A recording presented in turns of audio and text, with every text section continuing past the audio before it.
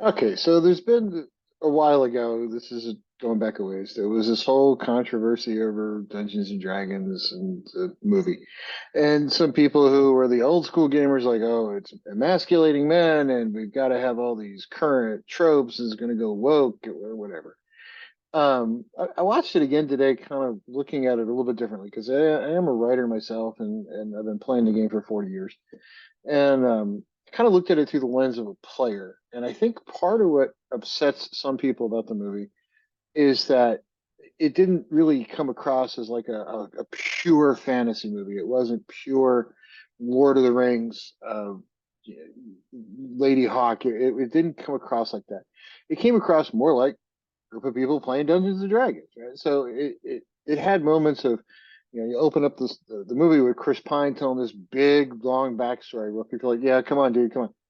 I've played with people like that where they work on this backstory for their character and they want to tell it to everybody, so they spend like a 45 minutes sitting there going, "Here's my backstory." And, okay, it's cute, but yeah, it's sometimes you're like, okay, um, and then you've got these sort of side quests where you have to go learn about the helmets. You have to go dig up a bunch of dead people and ask them 5 questions. It was funny. Um, then you one of the things I did notice, and one of the things people kind of discredit it for, is that it's tried to be a little lighthearted and humorous because they're like watching the owlbear and they're like, hey, that's a great person for our party. They're out recruiting for their adventure because you sometimes you have to do that. You don't necessarily start with everybody you need for adventure. You have to recruit. Well, they were out recruiting for the adventure. They're like, hey, is that the person we need? And all of a sudden, like some guy lands like 30 feet behind him, and they're just sitting there calling, like, yeah, that's the one. It was the owlbear moment. By the way, owlbear was really cool. I'd never even thought about using it in a campaign. I'd seen him over the years in Monster Manual. It was on the front cover of the first one. I knew I'd seen it a couple times. It's evolved over the years. I had it on my Twitter feed today. I'm sorry, X, whatever it's called now. And there was a whole big thread on owlbear that I thought was really cool. Thanks everybody who chimed in on that. But the thing that I think, if you think about it for a minute, the thing that made Marvel much more successful at making comic book movies than DC, with the exception of Batman, is that Marvel from the very beginning, yes, it had the superhero story, but it also remembered to bring the funny. And yes, Dungeons and Dragons did that. It brought the adventure along with the humor. And quite frankly, I think that kind of makes a modern movie that speaks to cinematography and that speaks to movie making in the decade we live in. It's not the 1980s or 90s anymore. No huge audience wants to go and no, it doesn't have mass commercial appeal to sit down and beat people over the head for a couple hours with this dark, brooding story. Some people really like that, and there's movies out there like that for that crowd. I get it. I think this movie was really had a different thought in mind. They wanted to do something a little more lighthearted, a little more modern, and I think it really does that. And the one character that really surprised me was the Paladin. He was really cool. I mean, I'd never thought to play Paladin as a character, and the way he came across was actually pretty neat. I may have to think about doing a Paladin. So Yo Dano, if you're watching this, it's for you, buddy. I'm crossing over, man. I'm going to try one. But the other thing that came up a lot was there were people who said a lot about, well, the movie was purposefully emasculating men. I've watched it a couple of times now, and yeah, okay, I'm a goofy scientist for a living now, and I get that, and I work in artificial intelligence, and I write fiction books, and I'm a dad, but yeah, I'm former Army. I'm an Army veteran, way pre-Gulf War on Terror. So please don't. I'm not, that veteran. I got out in the 90s. But to me, I didn't feel emasculated by it. I didn't feel like, oh, the women were taking over and telling the men what to do. What it came across to me as was a group of game players really working together to kind of go finish their adventure and go on this quest.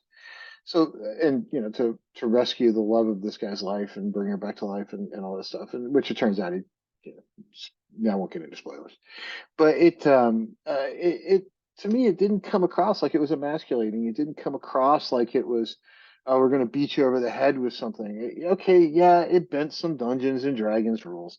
I got it. But in general, it was a fun movie to watch. Did it go rule by rule all through all the rule books and say, okay, did we get it exactly right? No. But I've never been at a single Dungeons and Dragons table that actually had all the rules 100% correct. There's always some homebrew action to it.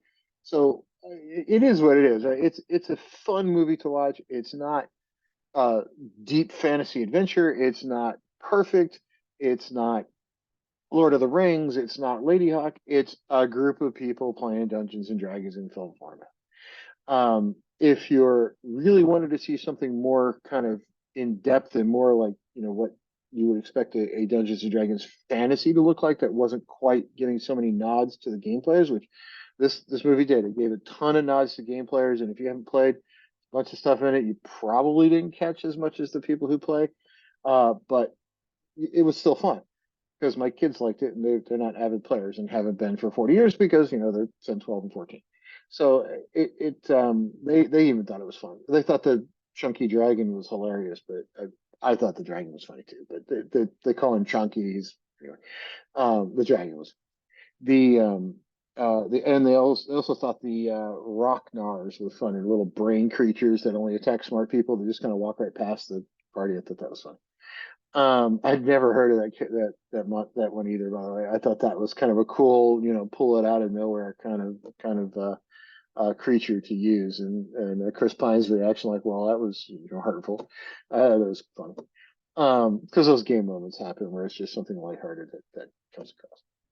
But I really enjoyed it. But if you really want to see something far more serious and far more character driven and far more in depth, there's a documentary being worked on by Joe Manganiello, who's a big player. He's been playing forever. He's all over social media about it, and has been very adamant about the fact that he's a hardcore player. And if you've ever seen his feed, he certainly is. The other thing is he's personally involved in developing a Dragonlance streaming series. So I think if you really want that hardcore, in-depth, player created kind of story that's a little different, that gets into that character building, I think streaming is going to be the way to go. 2-hour movie format, probably not because it just moves too quick. There's just not enough time to really do everything people would want to see. But in streaming, I think you get that because you get, 10 hours in a series or something, and then you get season 2 and season 3. So you get a lot more time to kind of do character development. So I think the streaming series is probably more for people who really want to see those, sort of, it really does pay attention to the books, the real books the way it does. And of course, the original Dragonlance books, which I'm a fan of. If you watch my blog, I'm just not a surprise. Fan of the Dragonlance books, not shocking. The But I think that streaming series, when it eventually comes to light, is going to be much more that in-depth uh, thing that people were looking for when this came out. I think the intent Hasbro had with this was to kind of bring new players to the game. I don't know if it did that or not, but yeah, I still had fun watching it. Will there ever be a second one? Who the heck knows? I think it depends on do sales of the game continue to increase because they have for Hasbro a little bit. I think it'll also have something to do with the results of that streaming series. I'm glad to see Margaret Weiss and Tracy Hickman are out there putting out a new trilogy. The third one's due out next year. Can't wait for that. But I don't think this movie deserved all the bad kind of mentions it got, but I had fun with it. It's certainly not a hardcore serious movie. It is not that, but it is fun to watch, and it is fun to watch with your family. So if you guys looking for something to do over the holidays, bam, check it out. Have a great Thanksgiving.